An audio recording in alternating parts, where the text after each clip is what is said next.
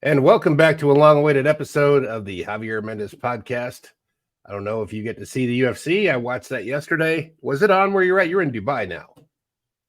Yes, I was in Dubai, but I got a cold, and it's like off and on. This thing's killing me. It's not like bad, but like I feel good, then I feel bad, and I feel good, and I feel bad, and so I was in bed, and then I get up and I go walk around and go to the Dubai Mall and whatnot, and I went to the UAE Warriors fights, incredible fights. Fought Darwish, is an incredible promoter. They got the incredible show that they do in the Middle East. This is by far the best show in the Middle East. They got incredible matchups. They have it was an African Arab league against each other. Then it was international league, and so two-day tournament, not tournament, but two-day fights. Friday was the Arab against Africa, and it was amazing. It was like 7 first-round KOs. I was thinking, yeah, man, this thing's gonna end early. I've never seen that many KOs, And then first 7, man, finished. One went to the second round, sorry, but the rest finished first round.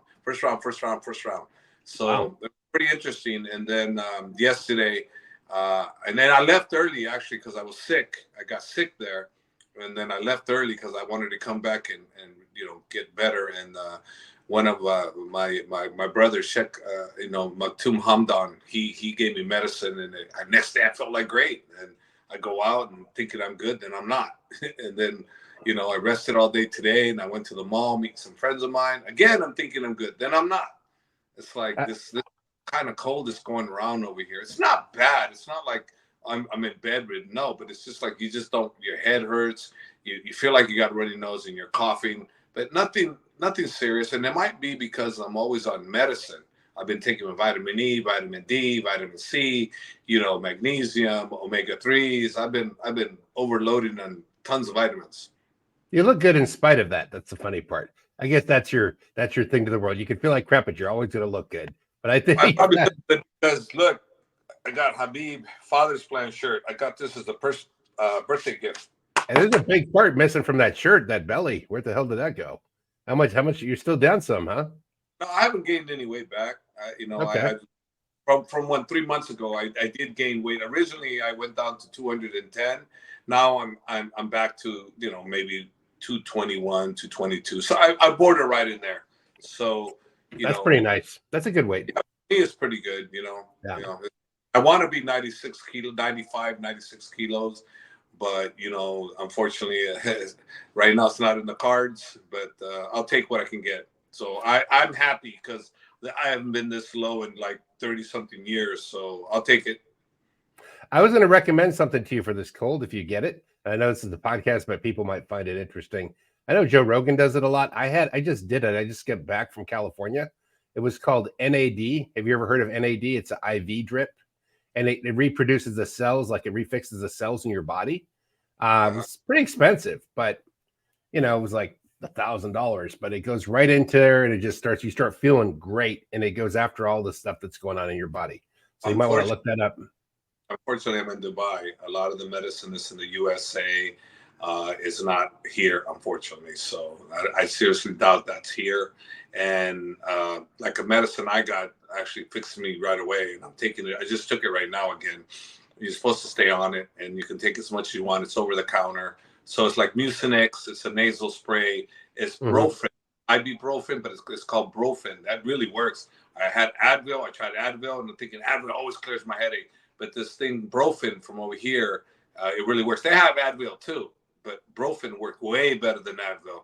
So I'm doing that, and I'm doing a few other things, for the nose and the sinuses and allergies. All those combined, I'm taking it, and it seems to work. But after a little while, I think I'm good. Then I'm not. Well, let's hope we get you back to 100. At least you're toughing it out for another podcast. So I saw you were hanging with Islam at the fights. How's he doing? He's doing fantastic. He's getting ready for a date whenever the date comes. I don't know. We didn't talk very much, but let's see what happens. Let's see when it gets on. It's unclear on his hand. On what's going on. He doesn't know. He doesn't know what's going on right now. I mean, I know he's in talks about a potential fight. He doesn't know when. no idea. So like I always say, even if I knew, it's like until the UFC announces, it doesn't matter what I say, They just So look like he's in good shape, just working out without the hand or rehabbing. oh, And Islam's always in great shape. I mean, that guy's yeah, he's a true professional. He doesn't let himself get out of shape. He's always in shape, always in shape. So no, he's not. That guy's always in shape. I love that guy. He's a true warrior, and and like we talked about fighting, and I said, well, who do who basically we fight? He goes, who cares? I'm the champion. I put in front of me. That's what he said. Who cares? I don't care. I'm the champion. That's an honest You want to guy. give me so and so. I don't care. That's all Team Habib, all Team AKA. We're the same way. We don't care. I don't care. I'm the champion. If the promotion is going to give me this person, we're going to fight that person. Right. All my fighters that you fight whoever they put in front of you. Yeah, sure. Some of them will make you more money than others. Yeah, sure. We want these guys, but the promotion, they decide who they want to give you. You as a fighter can decide to not take that fight or take the fight, or pick the date you want to go because of whatever time you need to get prepared. I mean, those things you're in control, but I don't think a fighter should ever be in control of who they fight, because what does that title say? I'm the champion. That means you're supposed to be the baddest dude. So you're telling me you don't want to fight this person or that person because he doesn't deserve it? Whoever deserves to fight you is whoever the UFC puts in front of you. Look what's going on with Alex Pereira. Who's he fighting? Who's he fighting? He's fighting. He's fighting Roundhill. Khalil. Round? Yeah, he's fighting Khalil Roundhill. You didn't know that? Roundhill or Round? What is it? Roundhill, the black guy, the kickboxer. That was Roundtree. Maybe you're right. Yeah. I'm pretty sure. You could be right too. Watch me be the wrong one. Khalil, right? We know it's Khalil, and we also know that you can't tell. Oh my goodness, you were right, and I don't know, because I knew it Roundhill. You were right. You're right. He's Roundtree. Yeah. Okay, go ahead. But Khalil's a serious threat. I mean, a lot of people may think, oh, he doesn't deserve. Bullshit. He deserves it. The UFC put him there. He took the opportunity. Don't be mad at him. Don't be a hater for him taking the opportunity he's worked his whole life for. Be proud of him. And you never know. You can't tell me he can't win. He sure as hell sure can. He sure as hell sure can. Khalil is no joke, so, I mean, sure, there's always a favorite, right? Or there's always equal, but bottom line is, hey, he deserves it. Why? The UFC offered him the fight. He took the opportunity. Therefore, he deserves it, okay? Whether you look at numbers or this and that, I say it, how many times do I say, this is not a true sport. It's never been a true sport. Boxing is not a true sport either. Never will be, as long as people can choose who they want to put on. Because pay-per-view numbers, eyeballs to the screen, create this not being a true sport. Boxing too.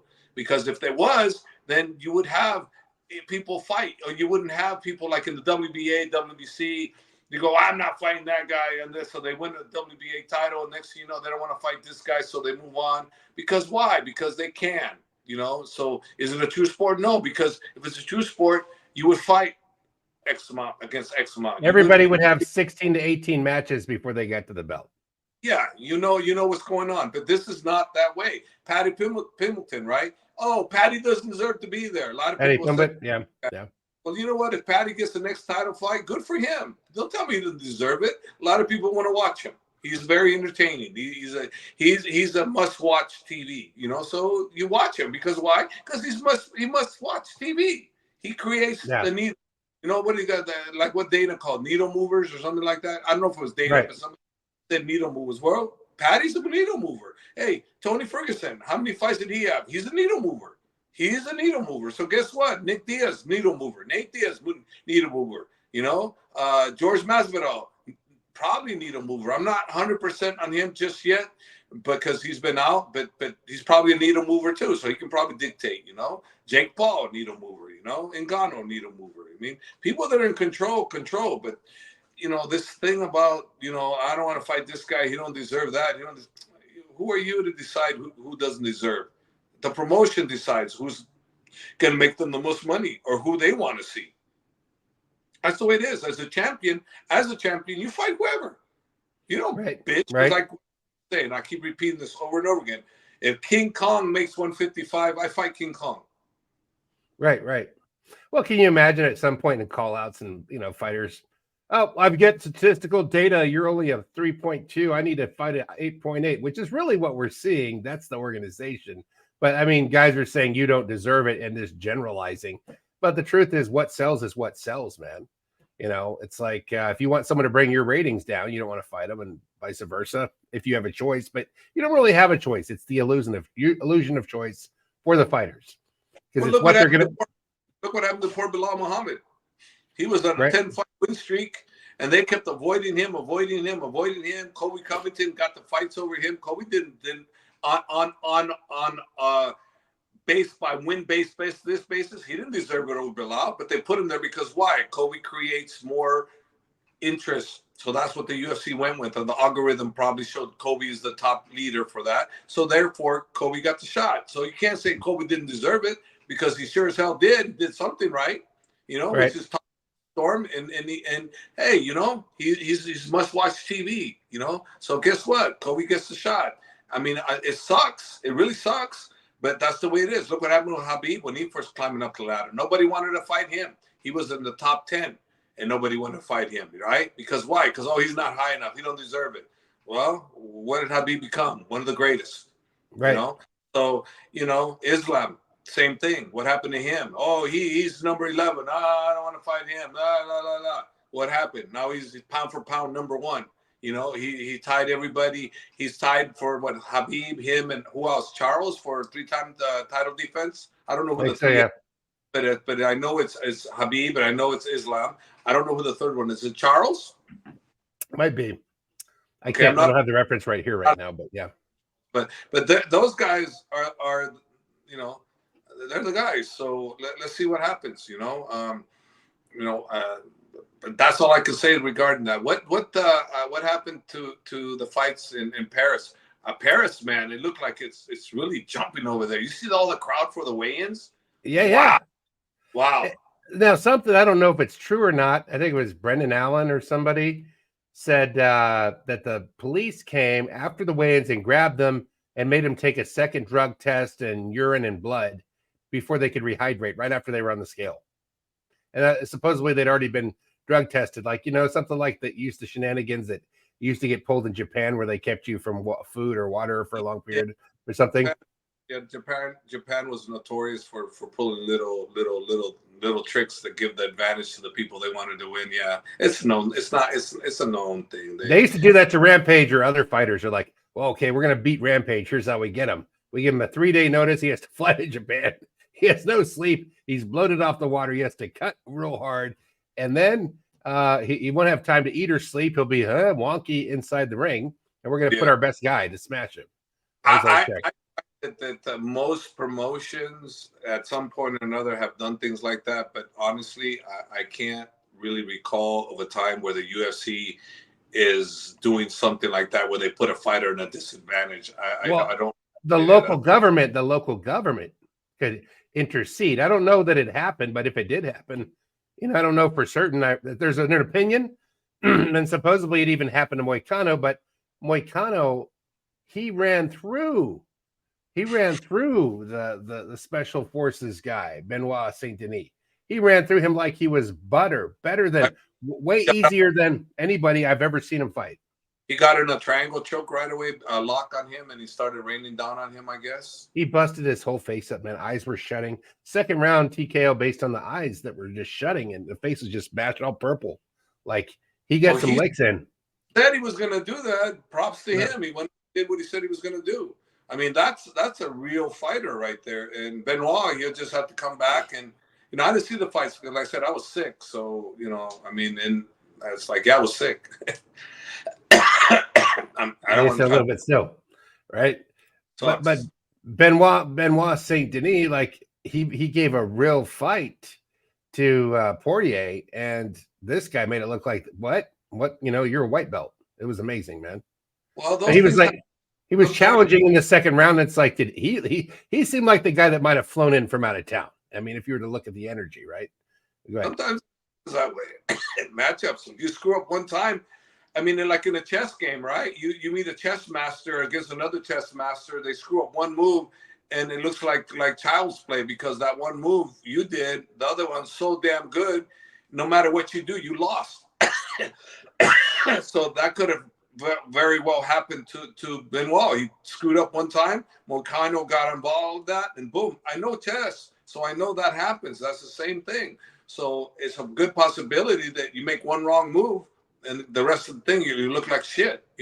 Like let's look at Sean O'Malley. Okay, he honestly speaking never really got started, in his fight until he started coming back a little bit in the fifth round, which is, if I had to give him a round, I'd probably say, you talking about the Dricus fight? Yeah, when he fought Marab. No, Marab.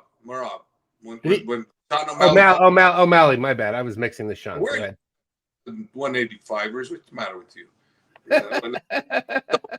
Sean O'Malley, he kept trying, but he was just outgunned. Marab just kept taking him down, implementing his plan, and props to Marab. He did fantastic in dominating him, and he did dominate him. He dominated him. I mean, any round that he won, and I don't understand the judges in that card where they gave him 2 rounds, but hey, whatever, he definitely. I definitely can see he won the 5th round for sure, but I didn't see how he won any other round. But again, like they said, turn the music off, watch the fight. I've done that before where I made a judgment, turn the music off, then I watch the fight and I go, oh, what was I thinking? Because you get swayed by the announcer sometimes. Joe Rogan is very powerful on what he says. And if he says certain things, we go, oh, Joe Rogan said so, so it must be so. Well, not all the time does Joe Rogan or DC or any of the other guys, Dominic Cruz or Michael Bisping say things that are what they are. It's just sometimes the fighters, they'll say things and we listen to their words, but they may not be correct. And it happens. And judges, we know this for damn sure. Some judges wonder, what were they at? It was interesting how it's like, there's people they were calling out. They seem mad at France. Like Brian Battle, he had a TK over Kevin Jousset in 347 in the 2nd round. And he was like, you thought I was going to come all the way over here to get beat by a Frenchman? It was and the crowd was like, ah, it was just like, I go, whoa, dude, you can be aware. This is where soccer hooligans were from, man. Don't be taking on the crowd like that. But then, at the end of it was whatchamacallit called out their president. And that was Moicano. He was like, F your president, to the French people, which a lot of them actually cheered. So how about that? So politics get involved, Wow. They got a president like Biden, huh? I guess so. They got something going on, man. I shouldn't say that about Biden. It's not his fault. He got Parkinson or whatever. He's got old age, whatever. I don't know. But he definitely look, he's in a position where he's at now where he's not actively running the government because he's really not mentally capable of doing what he was able to do before. I mean, I'm sure he's not implementing anything new either, right? We get old, we lose everything. Me, I'm starting to lose my mind too. I forget things now, and hey, as you get older, you lose your balance, you lose your intelligence to some degree, and some people get completely, they just don't remember anything, dementia, and that's what happens as we get older, and I'm older, you're older, so shit happens to us, and well, we'll get the Neuralink from Tesla, that brain chip, so then we'll never get old because that's supposed to be for things like that. The Neuralink, it's coming out. They put it so it like keeps your memory tuned up because it slips, Yeah, so, yeah. You see, it's Tesla for the mind. The guy's bringing a helicopter flying taxi. They're gonna one of my good brothers. We call brothers over here, friends. We say brothers. One of my good brothers, Rashid, works for the off brand of G42, which is the same company, but G42 is a big, major, huge world company, and they're gonna showcase the first helicopter taxi, not helicopter, taxi. Flying taxi. It's pretty cool. And then they got some other things that they're gonna do. They're gonna do some major thing around the Burj Khalifa, the biggest building in the world. They're gonna build some enormous, like a round circle around the Burj Khalifa. It's amazing what I saw. I said, wow. going to cost billions and billions of dollars to build this thing. But I mean, Dubai it's another level, man. I mean, I love Dubai so much. It's crazy, and it's also crazy how safe it is over here. How, it's like I don't worry about nothing over here. It's like, I'm not worried about problems, and the police leave you alone. They got cameras everywhere. So if you think you want to be a crook or you want to try to do something, don't try it here. You're gonna get caught.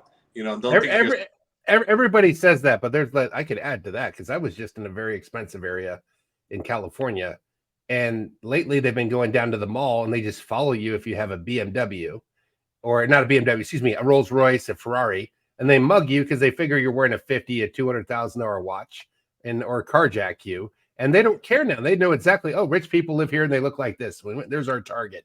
Well, did you see some of the people that put the signs over there, like in San Francisco? Their signs up. Some people, not the government, obviously, because that's stupid, or the city of San Francisco, but other people put, hey, if it's under 950, don't worry, type of thing. Not that wasn't the words they said, but under 950 is legal. You're only gonna, so the shoplifting law they had, where everybody just gutted all the small businesses. And the reason why they did it is to minimize the jail time. They figured by doing this they'll clear the jail, but they did the frivolous lawsuit, frivolous jail time. Destroyed businesses by doing this. That was the stupidest move they could ever do. And people in broad daylight are breaking into cars. They don't care if they see you. They don't care if you see them doing it. They don't care. Break the car window, grab the bag, and just go off. Because why? Well, that's like why we're saying why Dubai is so safe, because it's not tolerated, and I don't think these people are worried about the rule of law. It's like there's been some horrible things that happen there, and car thefts, all that stuff. People chip and they find their car. They finally, God, we get the car chip. We're tracking it. They show up and it's all chopped up. Like, good luck taking it home in pieces. In Dubai here, if you put the finger at somebody, you're going to jail. If you start with people, you're going to jail. They don't mess around with those things. I love that. Because that means that you have to mind your business. You can't be out there thinking it's okay to cuss people out and start getting angry with them. You cannot. That's why right. I never see any problems here. Because why? Because everybody knows the rules, and the rules are don't screw around. You're gonna do this. You're gonna do that. You're gonna get in trouble. They don't have police anywhere because they're everywhere. Is what I'm trying to say. Is that they don't have anywhere seen, but they're everywhere. They have. But I think 44,000 police officers in Dubai alone. And then they have immigration and customs. They have another 4,500 there. And then there's the CID, like the CIA type. I don't know how many they got that. So all in all, I bet you they got close to 60, 70,000 law enforcement officers that work here. And you don't even know who they are. You don't know who they are because you do something wrong here. Don't think they're going to do a car chase, this and that. They'll wait till you stop and you do your thing, because you got to leave. If you're going to leave at the airport, you got to leave the airport, and you'll be kindly asked, come with us, and no one will know the wiser, and you're being arrested, and then you get deported, and there you go. Bye-bye. This is not the place for anything like that. And I love it, because I leave my doors open. I don't close nothing here. And if I had a car, I'd leave the keys in the car. I don't care. It ain't going to happen. They're not going to take my car, and I miss the days in the good old US of A when we never used to lock the doors either. We didn't lock the doors. People would leave the keys in the car in the good old US of A. Of course, obviously, they can't do that anymore. I mean, now it's to the point where look, the safety. And for me, I'm sorry, but, a lot of people like wearing nice, expensive Rolexes or diamond this, diamond that.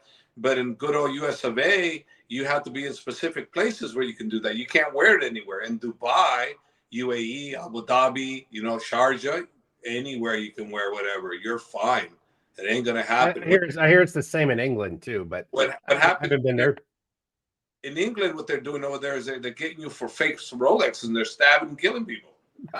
Well, that's you get. Oh, that's horrible. It's not like you deserve it, but man, even for pretending you get stabbed, people see that and they flash it. So the day of flexing, like, look how rich I am, look how many things I have, it just makes you a target, man. I mean, a bigger and bigger target. It happened to one of the Kardashians. They're wearing all this jewelry, and somebody robbed their hotel room. Not over here. Saudi, not in Saudi either. Did not happen in Saudi. I can't speak for like Kuwait or Qatar or any of those other places, because I haven't been there. I can only speak about the places I've Probably been. similar. And I probably would think so too. And I can tell you Bahrain, I don't know anything about them, but I would probably think all those countries are safe. I do know, if I'm not mistaken, that Dubai is rated as #1 safest in the world. Another place that's super safe is Singapore. Super clean, super safe, no traffic. I love Singapore for many reasons, and that's one. I went to. It looks very green everywhere, and the people there are super, super nice. The airport's super efficient. I mean, there's a lot of places that I've been to, but I got to tell you, there's some of my favorites to go to, and those are two, and definitely Dubai is my #1 favorite destination, because this is where I'm living half the time now. And I get up, I want to do things, I want to walk through the Dubai Mall. I mean, it's just the only thing I'm not too crazy about is the traffic. So hopefully with these taxis, that they're doing, is going to minimize the traffic, because Dubai is always thinking one step ahead of everybody, And if you look at the president here, that when he started his vision, I posted it on my Instagram. There's a thing about how great he was in his visionary ideas of what he did and what he implemented. So the president here is an incredible man, and he actually, believe it or not, I've seen him actually driving on the street. He has a white G4, and everybody knows this is #1. It's him, and he drives his own car, and there's no issue. There's no people behind him. It's just him.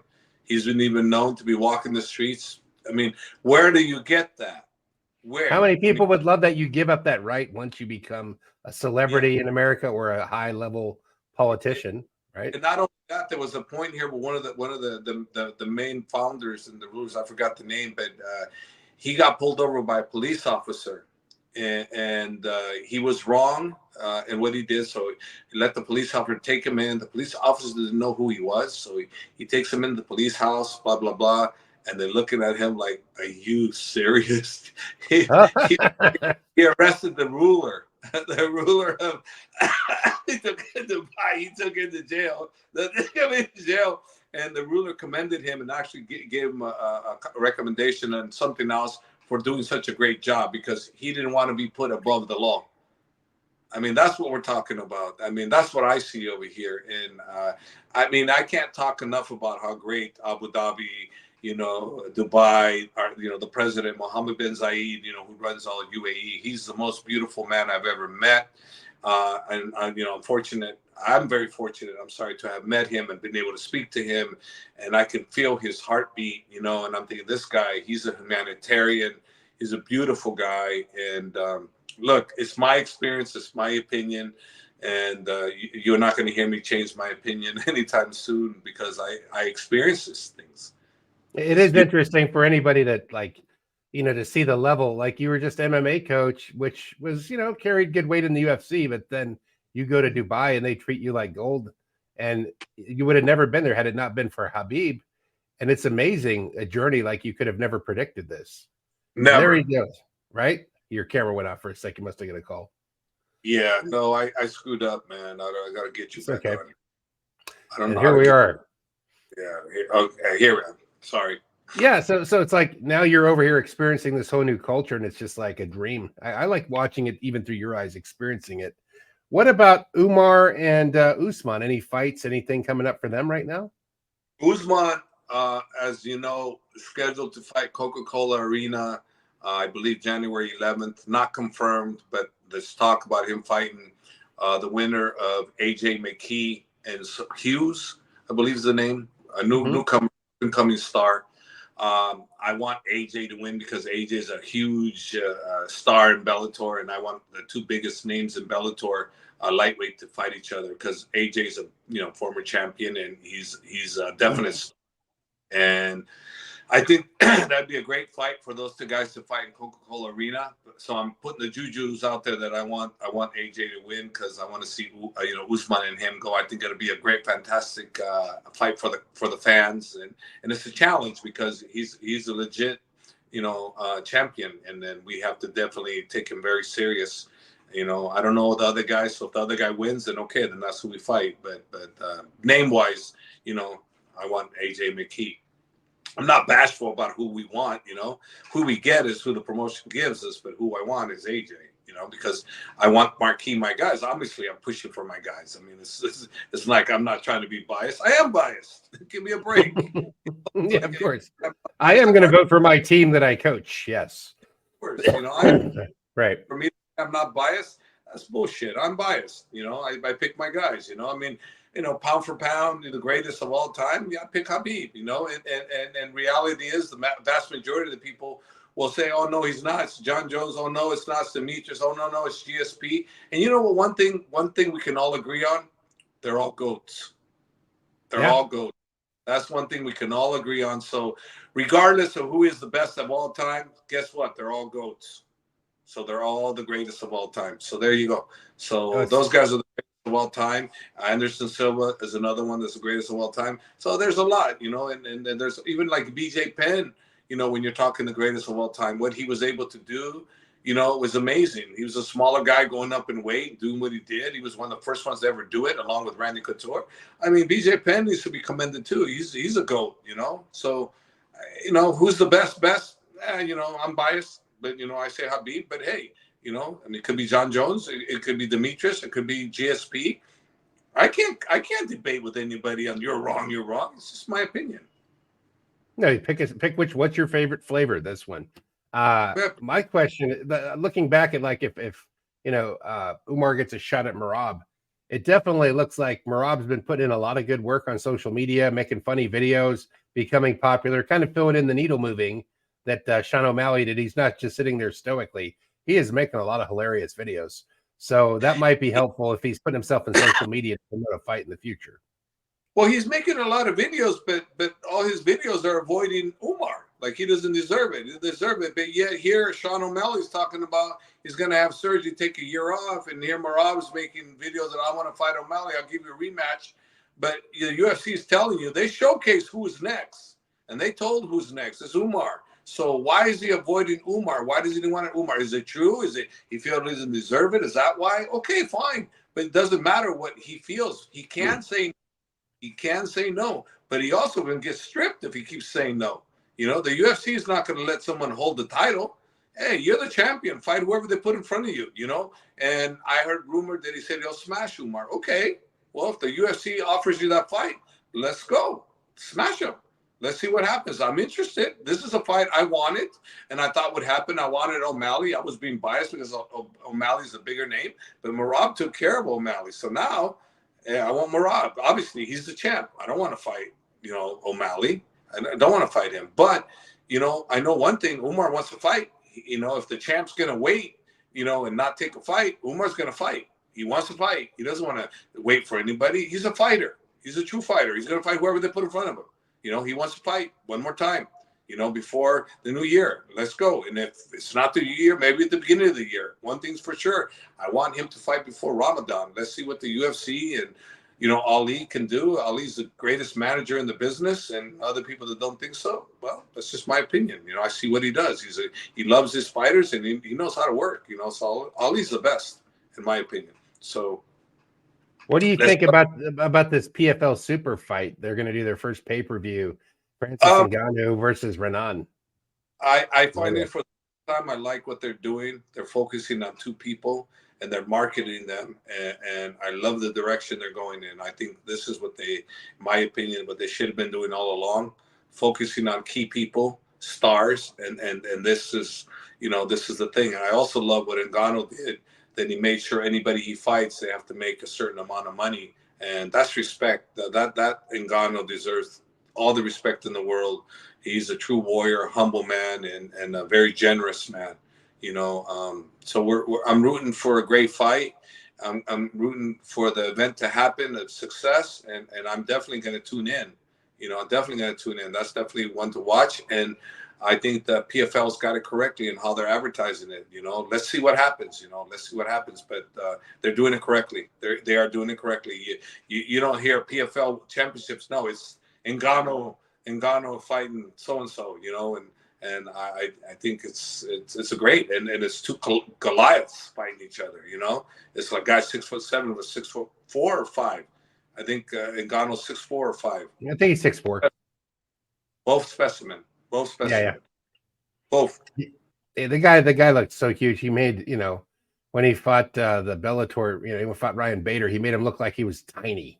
I was like, look like a small man getting attacked by a large man. I was like, oh, the same weight class? How is that possible? He got by a beautiful right cross, from a guy that hit you from a mile away.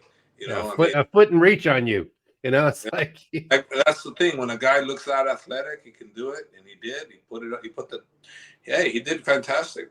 So we'll see that. And what's happening with me is in Cairo, Egypt, UAE Warriors, the best show in the Middle East, with Palm Sports. Abdul Manam is the owner, and the CEO of Palm Sports is Fawad Darwish.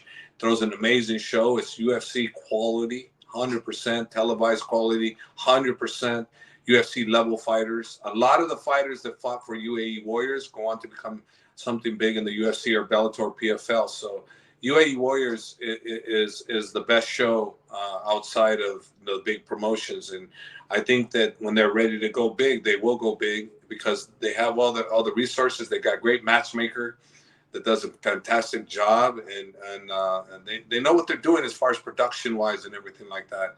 I'm just waiting for them to go big, and they haven't as of yet. And they're happy doing what they're doing, but they have a great promotion. They're the best in the Middle East for damn sure. And you have champions in that league right now from AKA? From Team Habib, Amaru. I'm going to be Amaru's corner with Habib. I don't know with Habib. We're going to Cairo on November 24th, and we're fighting there. And then we're going on the next following week, on the 29th, we're going to Saudi Arabia, to Riyadh, where Muhammad Alakara, who's my fighter, and we know him as Mo Alec as well. Yeah, we're all the same. We're all the same. Team Habib, Team AKA. We're all one and the same. So Mo is fighting for the title, and I know he's going to win. I'm 100% positive about that. And then Gaji is fighting for the lightweight PFL $1 million tournament. And then Imam, I believe, our featherweight. He's also fighting. He fought Enrique Barzola, my other fighter. But Imam is I believe it's Imam. I could be wrong on that. His name, you can look it up, but I'm pretty sure it's Imam. Well, I call him Imam, and he's fighting for the title, and I'm actually expecting him to win. He's so talented, this guy. I think 16-0 now or 15-0. Incredible. Wow. You have so many talented people. This is great. So that's your final thoughts on what you got coming up. Any other fights? Anything to look out for, or any exciting adventures? I'm waiting to get a confirmation on when Islam's fighting. We don't know, and I'm waiting to find out when Umar fights. Is it going to be Marab? Is it going to be somebody else? I mean, hey, the UFC knows. Don't listen to me.